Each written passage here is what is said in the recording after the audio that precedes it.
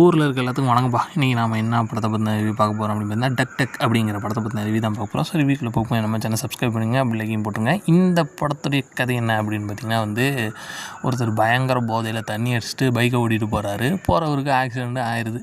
So அதுக்கப்புறம் அவரையும் recover பண்ணி அதாவது போலீஸ் வந்து அவர் பாடியை ரெக்கவர் பண்ணி அவர் பைக்கையும் கொண்டு வந்து போலீஸ் ஸ்டேஷனில் வச்சுறாங்க. ஆனால் அடுத்த நாள் பார்த்தா பைக்கை காணோம். என்னடா பைக்கை காணோம் அப்படின்னு தேடி போனால் எங்கே ஆக்சிடெண்ட் நடந்துச்சோ அங்கேயே வந்து அந்த பைக் இருக்குது. ஸோ என்னடா இங்கே வந்து இருக்குதுன்னு சொல்லி அடுத்த நாள் பைக்கை தூக்கிட்டு வந்து சங்கிலியெல்லாம் போட்டு பெட்ரோல்லாம் உருவிட்டு இனி எப்படி இந்த பைக்கு இங்கேருந்து போகுதுன்னு பார்ப்போம்னு வச்சுருக்காங்க.